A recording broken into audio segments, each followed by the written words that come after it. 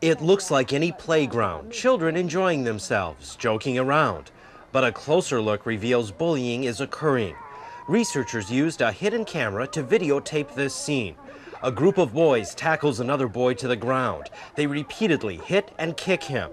He is in pain, but they don't let him get up. A bully even puts his foot on the chest of the boy on the ground. A group of girls is nearby, but they seemingly ignore the whole episode. According to the experts, bullying consists of repeated, aggressive behaviors directed by one or more children against another.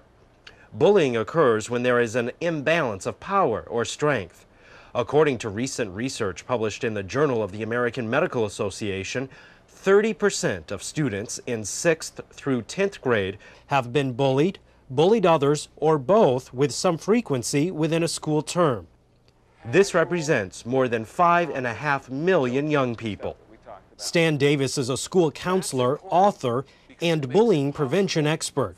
He and other experts say bullying can be reduced and even prevented in some cases if counseling strategies that have form and structure are used over time with consistency. Davis has students fill out a Think About It form where they answer questions about their possible bullying behavior. Then he discusses the answer with them.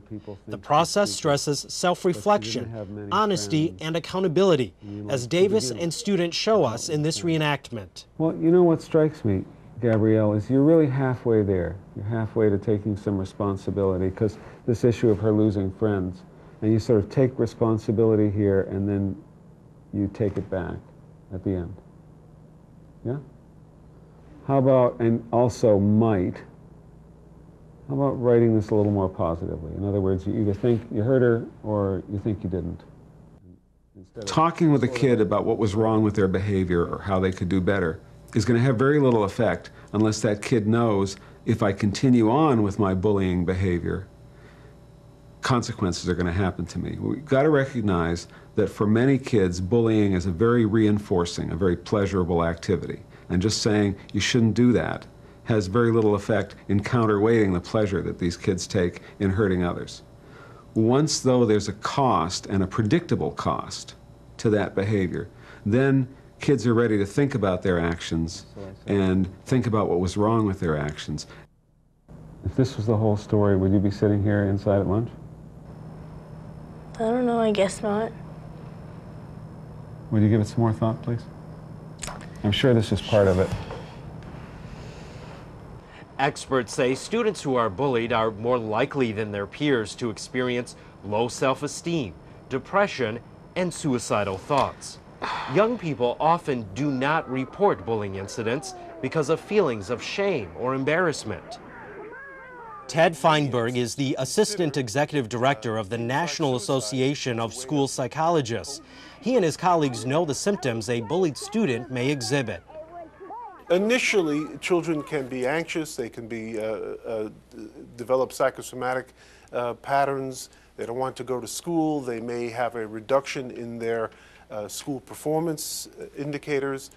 But if it goes on for long periods of time, what we have seen are youngsters and adolescents becoming so depressed, so unhappy, so feeling that there is a sense of hopelessness in their life, that we find that there are many youngsters who consider things like suicide as a way of coping with the pain and discomfort. He says there may be serious consequences if bullying behavior is left unchecked. We know that bullies, if we look at them down the road, we know that many youngsters who engage in bullying behaviors have a higher percentage of likelihood that they're going to be involved in the criminal justice system by the time they're 21. In terms of what it does to the community, I think it impacts on a number of levels. It impacts on an individual level, obviously with the person who's being bullied. It impacts on the classroom level because bullying behavior is typically observed by others, and there's a span of folks who are both interested in the bullying and repulsed by it. It impacts on the school in that it changes the complexion, the tone, the feel, the culture, if you will, of the school. And it invariably impacts on the community in that the community feels less safe, less secure, less focused. Current research would suggest that bullies have very strong sense of self-esteem and identity. They do lack a sense of empathy. They do lack a sense of concern. Bullies tend to grow up in homes where there's inconsistent discipline, which means that kids don't learn what I do is the cause of what happens to me. They learn my parents' mood is the cause of what happens to me. And homes in which there was relatively little positive parent-child interaction. Experts agree that in addition to working individually with children who bully and with children who are bullied, mental health professionals should be actively involved in efforts to prevent bullying. The most effective bullying prevention efforts are comprehensive and are focused on changing the social norms with respect to bullying. Counselors and other school-based mental health professionals have some really key roles in helping schools develop bullying prevention programs. First of all, they're likely to be the most highly trained in specifying and being clear about behavioral definitions of expectations. And so they're going to be able to help the school define those expectations clearly. Second of all, they may have the most understanding of a school as a system, so they'll be able to look at the systemic factors that may be encouraging bullying or that, on the other hand, would encourage reporting and consistency.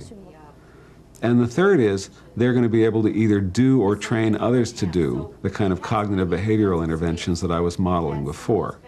So they're very important resources in the process. One of the things that we talk about in our work with communities that have been impacted by crises of varying kinds is the notion of the conspiracy of silence among youngsters. And that relates to not wanting to snitch or to tattletale or to reveal the information of this behavior that they are experiencing.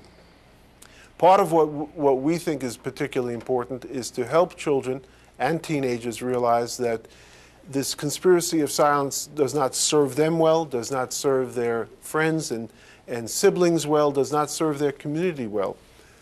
But implicit in that is a notion of having to create within communities, within schools, a culture and a climate that encourages students to come forth with this information so that the problem can be remedied.